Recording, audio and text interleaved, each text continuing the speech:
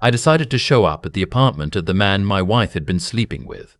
I was going to look him in the eye and make sure he understood exactly what he had helped destroy.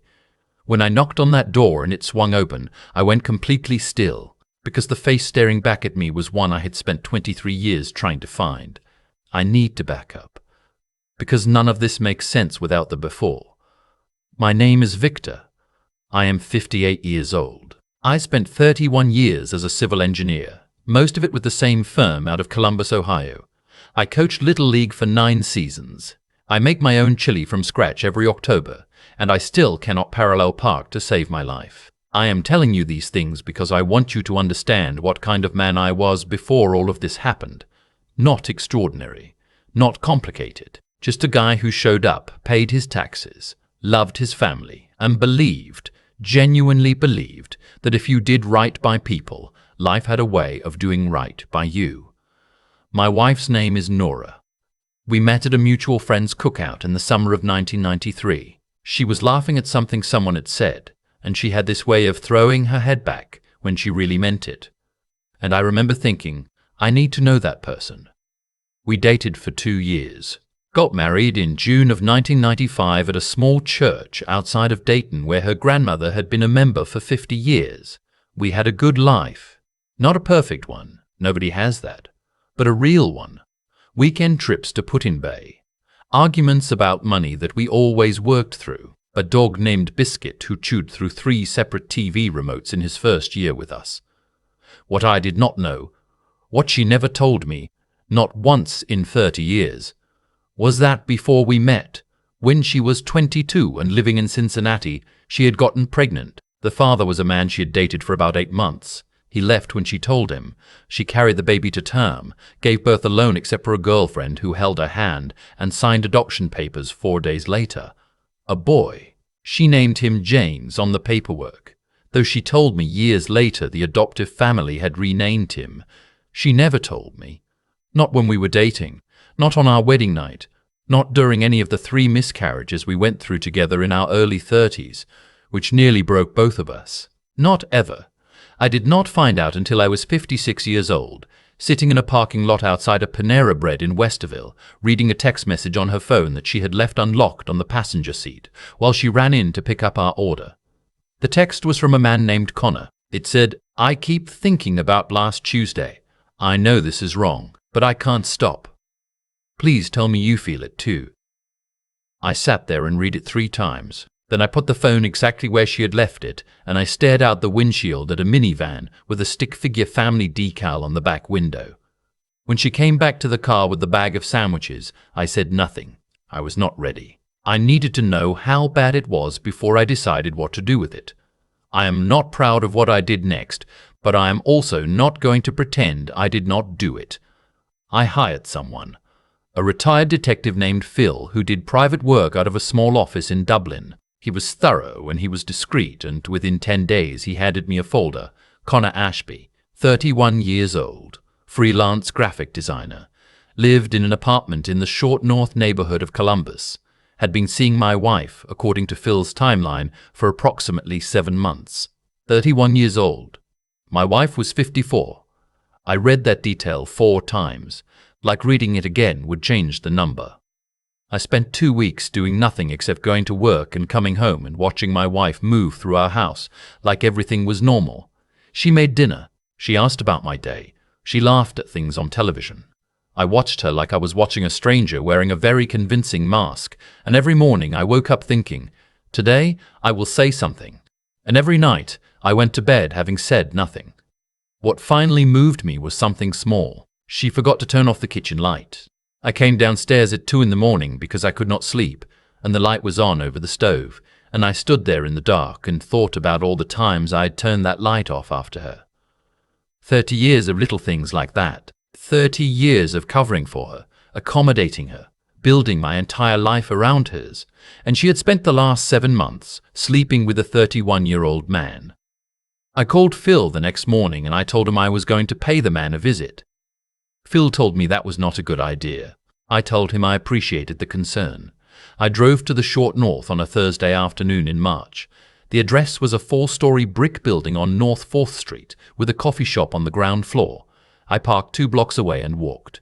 The whole drive there, I had been rehearsing what I would say, something measured, something that made clear I was not there to make a scene, just to look this man in the face and let him know I existed, that there was a real person on the other side of whatever he and my wife had convinced themselves this was. I found the unit number in Phil's file. 3rd floor, apartment 304. I took the stairs. I stood in front of that door for probably 45 seconds, long enough that someone passing in the hallway glanced at me twice. Then I knocked. Footsteps inside. A pause, probably checking the peephole. Then the door opened. The young man standing there was maybe 6 feet tall, dark hair, light blue eyes. He had on a grey Henley and he was holding a coffee mug. He looked at me with the careful expression of someone who did not recognize me but could tell from my face that I was not delivering good news, and I went completely still. Because I knew that face. Not because I had seen it before. I hadn't. I knew it because it was a face that looked, in the most disorienting way I have ever experienced in my life, like looking at a photograph of myself from 1989. The jaw, the set of the eyes, even the way he tilted his head slightly when he was trying to read a situation. I had seen that head tilt in the mirror for 58 years. He said, "Can I help you?" I said, "I think I have the wrong apartment." And I walked back to the stairwell and stood there with my hand on the railing until my breathing evened out. I drove home. I did not say a word to Nora that night. I waited until she was asleep, and then I sat in the kitchen and I thought about what I was actually looking at. There was only one explanation that made any sense, and it was one that reordered everything I thought I knew about the last 30 years. I called Phil the next morning, and I asked him to dig into Connor Ashby's background, specifically his birth history. Phil asked me why. I told him I had a feeling, and I needed to know if it was right. 4 days later, Phil called me back. His voice was different this time. Quieter. He said, "Victor, Connor Ashby was adopted. Born in Cincinnati in October of 1993. The birth mother's name on the original record was listed as N. Calloway. Calloway was Nora's maiden name." I thanked him and hung up, and I sat in my truck in the driveway for a long time. My wife had been sleeping with her own son, and I was the only person in the world who knew it. I want to be careful here about what happened next because I have thought about it almost every day since, and I still am not sure I did the right thing. I do not think there is a right thing in a situation like this. There are only choices, and you live with them. What I knew, Connor had no idea. He was a 31-year-old man who had been told his birth mother was someone named Nancy Collins, a false name Nora had used on some of the secondary paperwork, according to Phil. He had never found her, as far as anyone could tell. He did not know who he was in relation to the woman he had been seeing. What I also knew, if I walked back to that apartment and told him the truth, I would be handing him something he could never put down, something that would follow him the rest of his life. He was 31 years old. He had done nothing wrong. None of this was his fault, and I thought about something else. Something I could not stop thinking about. If Connor was born in October 1993, and Nora and I met in the summer of 1993, that meant she was pregnant when we met. She was pregnant at the cookout, where I first saw her laugh with her whole body and decided I needed to know her. She gave birth 4 months after we started dating. She kept it from me from the very first conversation we ever had. I filed for divorce 3 weeks later. My attorney is a woman named Paulette, who has been practicing family law in Columbus for over 20 years. I told her I had documented evidence of infidelity, Phil's file, and that I needed to proceed quickly and cleanly. She did not ask for more than I gave her. Nora did not fight it. I think she knew that I knew something, though she was not certain how much. We did not have a single real conversation about any of it.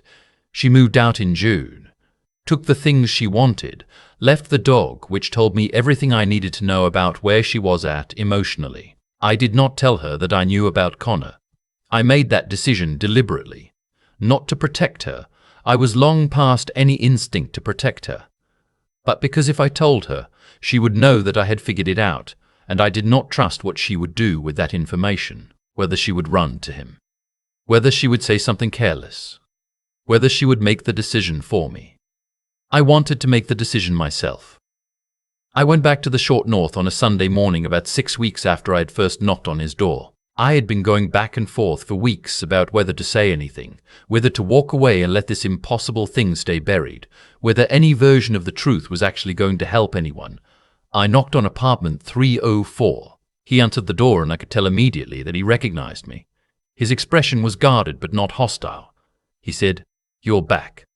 I said, "I'm Victor Hale. I was married to the woman you know as Nora."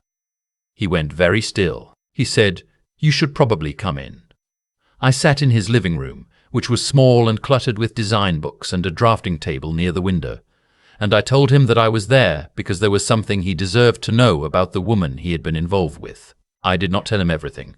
I told him that Nora had been keeping a significant secret, one that predated our marriage, and that I had recently discovered she was not who she had allowed both of us to believe she was. I told him that in my opinion, knowing what I knew, he should speak to an adoption registry. I told him to look into his birth records more carefully than he might have before. I did not say the words. I could not say the words sitting across from him in that room, watching him try to understand what I was telling him without being able to tell him directly. He was quiet for a long time after I finished. Then he said, "You drove here to tell me this yourself?" I said yes. He said, "Why?" I thought about it. I said, "Because you're the only other person in this situation who didn't do anything wrong." He looked at the floor. He said, "How bad is it?" I said, "It's bad." He didn't push me for more. I think some part of him had already started to understand, or at least to suspect, because he was a smart young man, and what I had told him was enough to start pulling the thread. I left. I drove home. I sat on my back porch and I let Biscuit the dog put his head on my knee, which he does whenever he senses I am upset, and I sat there until the light changed. That was 14 months ago. I have not spoken to Nora since the divorce was finalized. I heard from a mutual friend that she moved to Phoenix. I did not ask for more details. Connor looked up his birth records. I know this because 3 months after our conversation in his living room, I received a letter in the mail with a return address in the short north. There was no long explanation in it. It was 4 sentences. It said that he had found what I had pointed him toward, that he wanted me to know he understood, at least as much as he could understand something like this, that he did not blame me for the way I had handled it, and that if I was ever willing, he would like to get coffee sometime. I read that letter probably 15 times over the course of a week. I wrote back. I told him that I had thought about him more than he knew over the past year. I told him that I was not his father, not legally or biologically, but that I had spent several months sitting with the knowledge of who he was and feeling something I did not quite have a word for, something between grief and protectiveness, and something that might, in a different version of events, have been pride. I told him that yes, I would like to get coffee. We met at a place in Grandview Heights on a Tuesday morning in September. He was already there when I arrived, sitting at a corner table with 2 cups in front of him. He had brought coffee. I did not know how he took his, so I had brought nothing. He had looked me up, probably the same way I had learned about him, and he knew I took mine black. There was a cup of black coffee waiting for me when I sat down. I do not know what we are to each other. There is no word for it. He is not my stepson. I was not his stepfather. The connection between us is something that happened sideways, through a woman who lied to both of us for her own reasons, and it does not fit into any category I have language for. But we have gotten coffee 4 times since that first Tuesday. He showed me some of his design work at the second meeting. I told him about the Little League teams I coached at the third, and he laughed at a story about a kid who was afraid of the ball but refused to quit. At the fourth, he told me about a girl he was seeing and asked me with what I can only describe as a slightly awkward hopefulness if I had any advice. I told him the best advice I had was to be honest, even when it was uncomfortable, especially about the things that felt too big to say out loud. He nodded like he understood I was not just talking about relationships. I think about Nora sometimes. I have tried to get to a place of something like understanding, if not forgiveness. I do not know what happened inside her, what she was carrying all those years, what it meant to her to find him again, whether she knew immediately or gradually. I have tried to think about the 22-year-old woman who sat in a hospital room and signed papers 4 days after giving birth, and then went back to her life and tried to put it somewhere she could survive it. I have tried to have compassion for that woman, but I keep coming back to 30 years. 30 years of choosing every single day not to tell me. Through miscarriages that devastated us both, through conversations about starting a family, through every moment that would have been a natural opening, she chose silence. That part I cannot make peace with. Maybe someday. Not yet.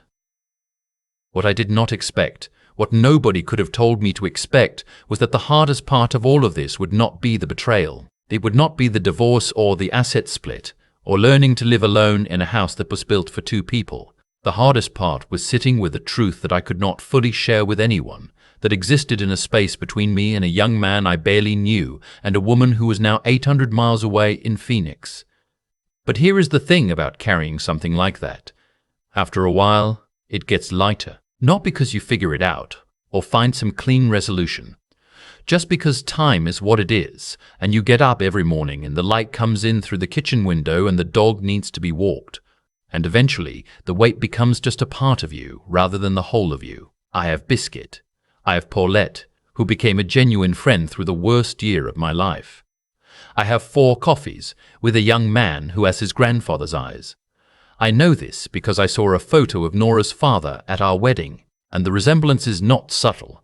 And who asked me last Tuesday if I was free the following weekend because there was a Columbus Clippers game he had 2 tickets for. I told him I was free. I have been to every home opener for the Clippers since 2003. I have been to every home opener for the Clippers since 2003. I know the park well. I know where the best sightlines are, which concession stand has the shortest line in the 4th inning, and that the parking on 5th fills up fast if you're not there early. I plan to tell him all of this on the drive over. I have been asked, more than once since all of this happened, whether I regret not exposing Nora, whether I should have stood in that living room and said every word out loud instead of leaving Connor to find his way to the truth on his own. I understand why people ask that. There is something in us that wants the full reckoning, the confrontation, the confession, the moment where everything is laid out in the open and justice is visible and clean. But I have lived long enough to know that justice rarely looks the way we imagine it will. And I have learned, the hard way, that the choices we make in the hardest moments are the ones that tell us who we actually are when nobody is watching and nobody is keeping score. What Nora did had consequences she did not plan for. She built a life on a foundation of silence, and that silence eventually found its way back to her, not through punishment, not through anything I did, but through the simple fact that hidden things have a way of surfacing. She lost her marriage. She lost the home we built together. She lost whatever version of herself she had been maintaining for 30 years. I did not do that to her. The weight of what she had been carrying did that to her, and it did it slowly, over decades, until it finally gave way. That is not religion. That is not fate. That is just what happens when you spend your life managing secrets instead of telling the truth. The energy required to keep a lie in place never goes away, it just accumulates. And at some point, the accumulation becomes more than any one person can hold. What I am most proud of, looking back, is not that I filed for divorce, or that I found the truth, or that I handled any of it with particular grace, because I did not always. I am proud that when I stood in Connor's doorway and had every reason to say nothing and walk away, I chose to give him enough to find his own way. I could not carry his truth for him. That was never going to be my job. But I could point him toward it and let him decide what to do with it. That took more courage than confronting Nora ever would have. It would have been easier to blow everything up. It is almost always easier to blow things up. The harder thing, the thing that actually requires something from you, is deciding what a person deserves, even when they are tangled up in something ugly that is not their fault. Connor deserved to know who he was. He deserved to make informed choices about his own life. Giving him that, even imperfectly, even sideways, was the most honest thing I did through the entire mess of that year. Intelligence is not knowing everything. It is knowing what to do with what you know. And sometimes what you do with it is hand it carefully to the person it belongs to and then get out of the way. I am 58 years old, and I am learning slowly that the life you end up with is assembled almost entirely from the small choices you make when you are tired and confused, and nobody would blame you for doing the easier thing. Those choices compound. They build something, or they erode something. There is no neutral. I am going to a baseball game with a young man who has his grandfather's eyes. I did not plan for that. I would not have wished for any of the circumstances that led to it. But I will take it. I will take it, and I will show up, and I will tell him which concession stand has the shortest line. That is what I have. And right now, it is enough.